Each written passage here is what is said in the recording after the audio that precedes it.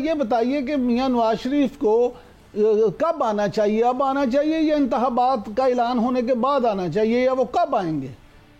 देखिए, असूली तौर पे तो उनको बाहर ही नहीं जाना चाहिए था और उनको हालात का मुकाबला यहाँ बैठ के करना चाहिए था। जो सियासत होती है उसमें खास तौर पर जब आप बड़े फैसले करते हैं तो आप लोगों के साथ खड़े होते हैं। बहरहाल वो बाहर चले गए।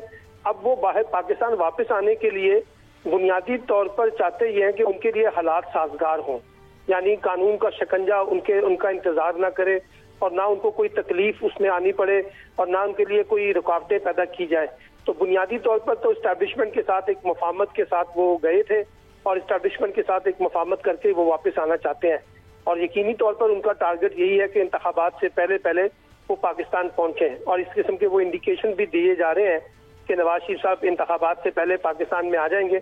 लेकिन एक बात तय है कि नवाज शरीफ साहब अगर पाकिस्तान आते हैं तो वो किसी मामलात को तय करके आएंगे, बगैर किसी तय किए हुए वो पाकिस्तान नहीं आएंगे, एक बात तो तय है और ये उनका ट्रैक रिकॉर्ड भी है।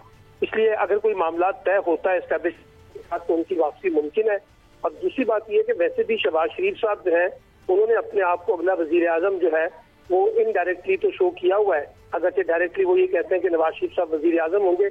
और इस्टेब्लिशमेंट भी ज्यादा कम्फर्ट है नवाज शरीफ साहब के मुकाबले में शहबाज शरीफ साहब के साथ जो 16 महीने गुजरे हैं। और उसके अलावा भी एस्टेब्लिशमेंट का हमेशा से शहबाज शरीफ के साथ मामला काफी बेहतर रहा है। अब वो नवाज शरीफ साहब के मामलात में खासतौर पर जैसे माजी में एस्टेब्लिशमेंट और उनके दरमियान टकराव पैदा हुआ था, तो एस्टेब्लिशमेंट कोई बहुत ज्यादा फ्रेंडली इन्वायरमेंट नहीं क्रिएट करेगी नवाज शरीफ साहब के लिए, जो उनका ख्याल है। इसी वजह से उनकी आमद जो है वो एक सतह पे रुकी हुई है।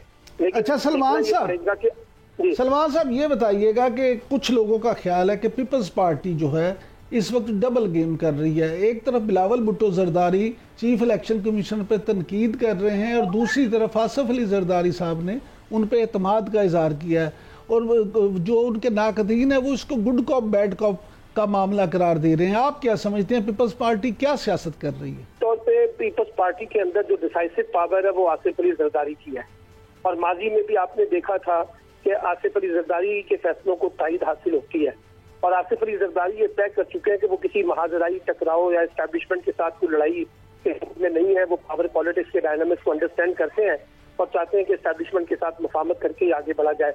और आज के उनके बयान को भी उसी तनाज़ुर में देखा जाए। जहाँ तक बिलावल साहब है, बिलावल साहब को एक सियासी रास्ता निकालने की कोशिश करते हैं।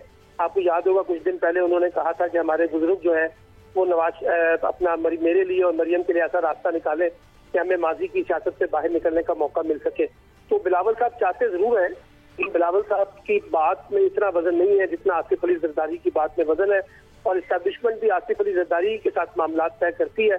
मैं नहीं समझता कि गुड कैप है बैड कॉप वाला मामला है। बुनियादी तौर पे बिलावल साहब के अंदर नौजवानी है, पुरजोशियत है, वो चीजों को उस तरह से देखते हैं। और ये कहना कि बिलावल साहब का कि मैं CAC की सेंट्रल एग्जीक्यूटिव कमेटी की मीटिंग का पाबंद हूँ, हमारे यहाँ आपको भी पता है, मुझसे ज्यादा जानते हैं आप कि पाकिस्तान की सियासी जमातों में सेंट्रल एग्जीक्यूटिव कमेटी के फैसलों की क्या अहमियत होती है या उनको कौन एतमाद में लेता है। तो मुझे लगता है कि जरदारी साहब का जो एस्टेब्लिशमेंट के साथ है सलमान साहब की माजराई के आगे बढ़ने का वही प्रिवेल करेगा।